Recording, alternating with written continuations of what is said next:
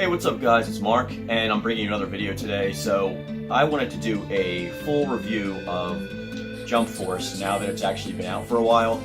I believe it's been out for about a week. So, I wanted to do a direct correlation or comparison to its predecessor, which would be J-Star's Victory Versus. So I'm going to have some intermittent video here and there comparing the two from that, and I just want to get into like an actual just full review of the game itself. So thank you for joining me today, and what we're going to be talking about first is the bans. So if you thoroughly enjoy the game, then I'm happy for you. I enjoy it here and there. I overall like the gameplay a lot more, so let's go into the bad and then we'll get into the good, so we'll kind of balance it a little bit. So the first thing that was glaringly obvious to me when I first picked up the game was the loading screens. I'm actually going to leave them in to my recorded gameplay so you guys can see how long it still takes. And this video footage was captured today. I just did it this morning, so it's far after the patch that came out a couple days ago, where they tried to fix the loading times and improve the cutscenes and a bunch of other stuff that they tried to attempt to do. For the most part, I did see major improvements and an overhaul in the loading times, but it's not great, as you can see.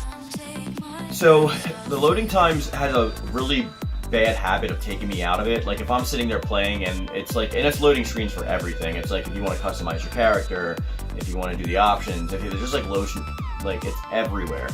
And it really took me out a lot when I'm really into the game and I'm trying to like get to the next part of the story or the next part of the cutscene, and then all of a sudden I'm smashed with like a loading screen and I'm sitting there waiting for upwards of like a minute. Like when it first came out, it was like 2 minutes, 3 minutes. It was like bad, but like it has improved.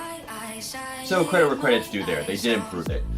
But what else I like glaringly noticed was that like some of the cinema like cutscenes were really static and just they weren't there like at all. I know a lot of people have already talked about this. I just wanted to reiterate it because it's like full here. I cannot tell you how looking forward to this I was, the story mode with like your creative character and like you're in the midst of it and you're in the J-Star's universe, Jump universe, and I was so excited, but like every time I got to a cinema, it was just so exceedingly boring, and like the lip sync was off, and like, I don't know, there was just a lot too bad. Like, I actually almost prefer J-Star's story mode, where you're just like going around that ship and they have like the static animated cutscenes where it's just like the two characters like doing the, you know, standard JRPG stuff where they just change their sprite based on like emotions or whatever. But it like looked clean and it didn't need that much loading and it was fine. They hid some of the loading in J-Stars with like quizzes, but I kind of like that. But we're not talking about that. So that was another glaring thing. And also alongside of that, the story mode, it's so vanilla and bare bones. It's like not even remotely close to being funny. Like it's pretty much like what the standard, what you'd expect, what we've seen from other games, like story modes with like clones or like evil versions of each other. But this just takes it to a new level with the whole, hey, go here with this person. Oh no, that person's under control. Fight them. You fight them. Oh no, now they're out of control. Okay, I'm gonna join you. And that's like literally 80% of the story. There is some other stuff like intermittent between here and there, but I don't want to like maybe cover too much spoilers about what happens. There are 9 chapters. It's a fairly lengthy story. I mean, it's like, it's just crazy how like 90% of it is just like, go here, fight this person, now he's on your side. It's really, really boring. And then like once you get to like the first like major cutscene and you're like, all right, well I probably saved all the people I need to do. It's like, nope, you're gonna be doing that again. Like get used to it. I don't know, all the customization stuff in the game costs in-game money, which I'm fine with. The money is not that hard to come by, so it's not that big of a deal to me. So you can customize a pretty cool and unique looking character based on like obviously the stuff that's in the game. You can customize them with all of their supers and all of their ultimate attacks, which is also fun. But that's going to go into the good part of that. Another thing that I did not like about J-Stars Jump Force. I'm sorry, I keep saying J-Stars. Jump Force is the combat is a little bit hard to understand when you get into the intricacies of it. I'm not talking about the basic combat. I'm talking about stuff that's like not covered in the tutorial. Like, I can't for the life of me figure out how to bring out your second character to do like an assist. Like, you have your first character and then your second character and your third character that you have on a team. And like when you're whatever character, and obviously you're going to press L2 to change that character, and if you hold L2, that character will come out and do a support. But I can't figure out how to get the third character to come out and do a support. I don't know if you can. If you can, leave it in the comment section down below, because I haven't been able to figure it out online or elsewhere. But yeah, so like little things like that is a little weird. Like the whole counter system, they don't really go into telling you too much about how to do it. I've gotten used to it. It seems kind of hit or miss. It's not like too super precise. It's basically like tapping R1 as soon as you're about to get attacked, and it'll go into like a dodge mechanic or a kind of like a clash kind of thing. But it's not rock paper scissors, don't worry. But it's just like pretty much tapping R1 and like attacking. I'm not too fond of it, but it works. So for what it does, I'm not mad at it. I like it. But those are some of like the bad things I didn't like about the game. Also, the background music, the BGM is awful. Like, some of it's like okay, but it's like so boring and generic, and it's I can't help but feel that J-Stars had a much better soundtrack. And that brings me into my third part of what I didn't like about Jump Force. The hub world, it's very plain and generic, but there's also no way to... Oftentimes I feel like I was playing Destiny 2. I don't know if you guys got that same impression. It's like got a really strong Destiny 2 hub world feel, but you can use the ships and stuff to get around, but like other than that, it's really like annoying to traverse the actual hub world. You can jump and you can run, and that's it. Like, there's no fast traveling, there's no in-game menu where you can just choose where you want to go, like alpha, beta, whatever, gamma, but you just literally have to run there. There are like battle missions in the main part of the hub, so you don't have to keep going back and forth, but some of the key missions are only in those areas and you have to go there. So I feel like, I can't help but feel like it was there to like pad out the story mode gameplay, because you're constantly just running back and forth and there's no like way to speed it up, there's no rushing, there's no dashing, it's just jumping and your standard movement. I think some of the vehicles move a tiny bit faster, but then you lose your ability to jump, which helps you get further faster, like especially down and up those stairs constantly. So I do have a little bit of a problem with that. I mean, I am getting to the goods. This isn't a completely negative review. I just wanted to get this stuff out of the way. Besides all that stuff, there's also no good menu. So when you start up the game, it's like Jump Force, press X, and then you press X, and it'll say offline or online, and it'll take you to whichever server that you wanted to go to. So usually I choose offline unless I'm gearing up to play with a friend, and don't worry, that's coming too. So playing in the offline story mode is fine, and then there's like a start menu, but there's no like, at least I haven't found it yet, maybe it's hidden, I don't know, there's no gallery, there's no like anything like that, like customized background music settings. Like all the extra features that were in J-Stars that I really enjoyed are not here. They're just like completely absent. Everything's replaced with this hub world. I think because they feel like, and I'm not a coder, I'm not a game developer, so I don't know how much. I mean, I'm pretty aware of how much it takes to animate something in 3D and create cinematics. But most of these characters that I have to keep in mind are also reused assets from J-Stars. They just have an upscale in resolution and added textures. There is more of a fluidity to their motions, but like for the most part, if you compare J-Stars side by side with Jump Force, J-Stars which came out on PS3, there was a version on PS4, but it came out first on PS3, so that's what it was made for.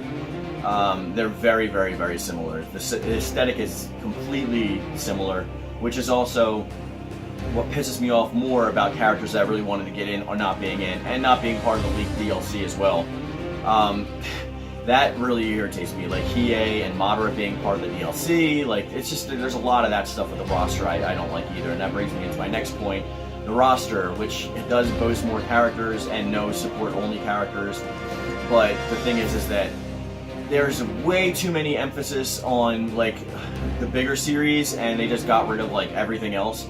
J-Stars had a good balance. Like there was a lot of characters. I think like upwards of sometimes the main characters had 4 or 5, I want to say, but this is like 7 for like the big 3.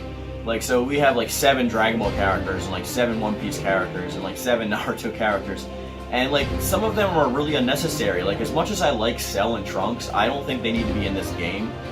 We have plenty of Dragon Ball games. Dragon Ball games come out like once a year, so we have tons of Dragon Ball games that we can play, going back to like the Sega and the Super Famicom and stuff like that. So we have plenty of Dragon Ball games.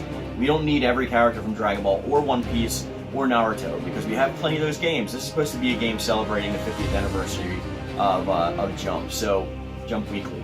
So we wanted to get some cool stuff in here. Like, yeah, it's nice we got City Hunter, and I'm also glad we got rid of some of the characters I didn't care about, which some of you probably do, to be fair, like Bobo, or Lucky Man, or Arale. I really couldn't care less about those joke characters.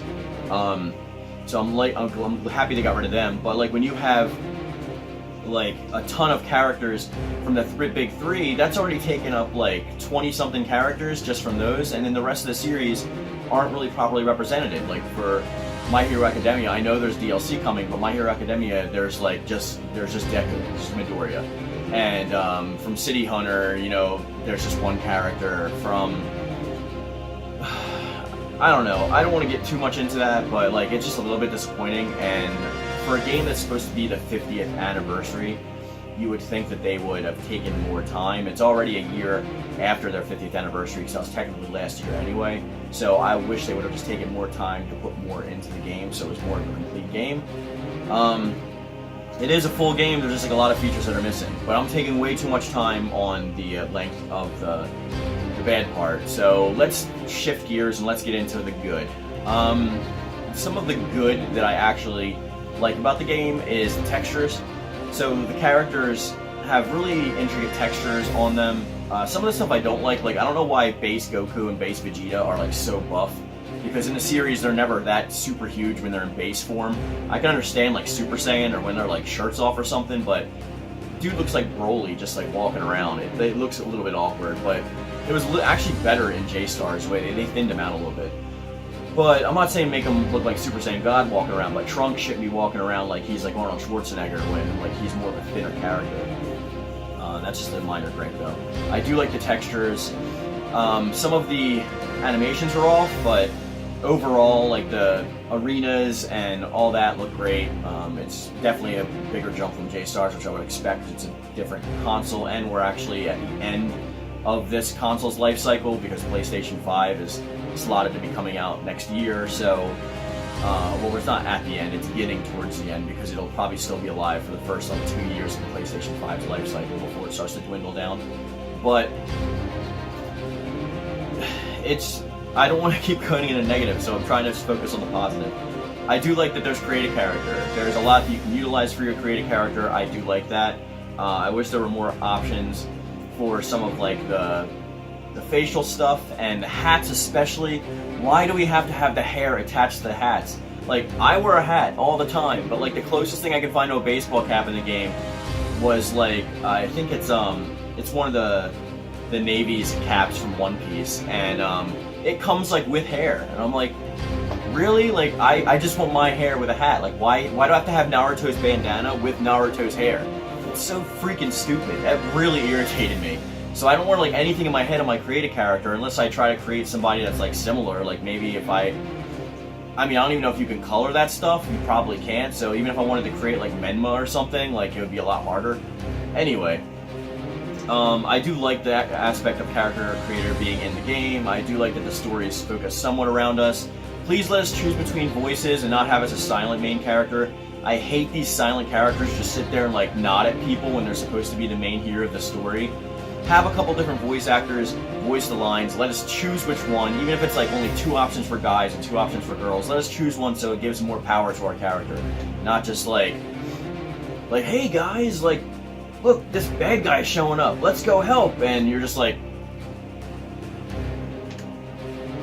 it's like, there's no way to actually put yourself into the character you tried to create. It's completely vanilla.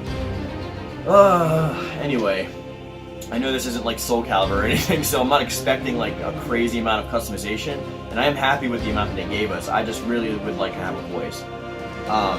Besides that, some other goods that I like are... I forgot to say this negative, so I need to... I'm sorry. Maybe I'll cut this and put this in with the other thing, which then I shouldn't be talking about it now because I'm just going to cut this out. But, please fix your freaking battle system. If I were to fight my friend online, and I go to fight him, and every single time we have to go back to the freaking lobby just to play each other again, and go through all that loading again, searching for each other again, inviting each other again, it's freaking stupid. Let us open a room so we can invite players, and we can keep battling those players in a King of the Hill style, like any other fighting game, like Soul Calibur, like Tekken, like literally freaking any fighting game. Okay? That there's no excuse for that. Like Bandai Namco, you need to get on your shit for that. Fix your battle system, your versus system.